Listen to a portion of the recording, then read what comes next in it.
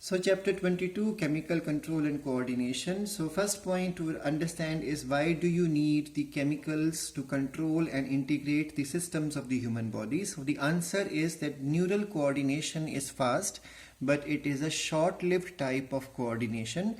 Nerve fibers do, and second point is, nerve fiber do not reach into each and every cell of the human body. Therefore, hormones play an important role, because hormones are able to reach into each and every cell of the human body, and hormones are the system of hormone is slow, but it has a long lasting effect. That's why both of these are important for control and coordination. That's why when we study the control and coordination system, we always call it as neuroendocrine system, because neural system is also important in one way or the other, and chemical coordination or endocrine or hormone system is also important. That's why together they are called as neuroendocrine system. Now, how are they different from each other? Let's quickly go through it. So the nervous system and endocrine system are different from each other. Though their role is control and coordination, they differ in their mode of action. So first point is, the neural system sends information in the form of the electric impulse. We have already covered this in the last chapter. And the endocrine system releases chemicals, or what you call as hormones. The neural system has sensory as well as effector components. So there is something which sends something. So stimulus perceiving system is called as the sensory component, and then effective organ will be there, which will be called as the effector component. But when we talk about the endocrine system, there is no such thing like stimulus. There is only effector component present in the case of the endocrine system. Then neural system has some control over the endocrine function. You'll be understanding this concept when we will talk about the hypothalamus gland. So neural system has control over the hormone system, but hormone system has no control, or you can say very less control over the neural system. Next difference is that the transmission and the response are very fast in the case of the neural system, but when we talk about the endocrine system, the transmission is slow, even the response is produced slowly. Then the neural system has limited cells, or it has limited area of response. I already told you this point, that nerves cannot innervate each and every cell, so there is a limited area or limited number of cells will show response to the effect which is commanded by the nervous system. But when we talk about the endocrine system, all cells of the target tissue or target organ are going to show response.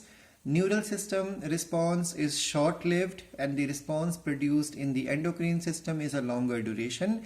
And then neural system does not have a cascade of effect. We'll be learning about the cascade which occurs in the endocrine system. This cascade effect is present in the endocrine system. What exactly is cascade? Just wait, let's wait upon for the hypothalamus. This point will be clear to you again.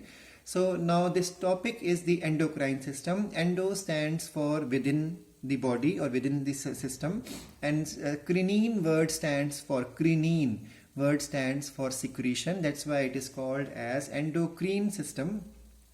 So there are isolated glands that secrete chemicals or hormones directly into the lymph or into the venous blood, and then through this blood they reach first into the heart, and from heart they reaches now for systemic circulation through the whole body. So remember, hormones always enter into the venous blood.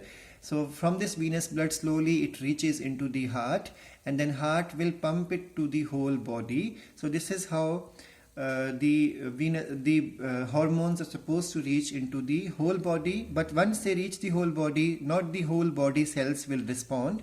Only those cells which have on their surface receptors for these hormones, and those cells are the part of the target tissue or target organ, or you can say the target cell. So only particular cells are going to show response to the hormone released, because not every cell will have receptors for these hormones.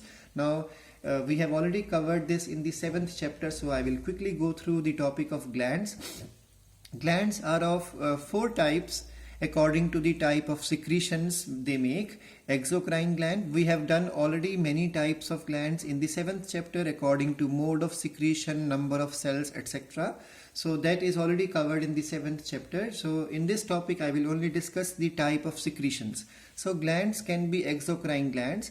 These glands pour their secretion on their surface or with the help of the duct or with the help of the ducts. So because they have ducts, they are called as ducted glands or duct glands. For example, all the digestive glands, even the goblet cells which release mucus, and tear glands, salivary glands, they all are examples of the exocrine gland.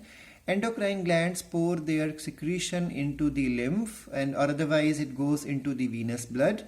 And because there is no duct here, so everything goes straight into the blood, and such glands are called as ductless glands.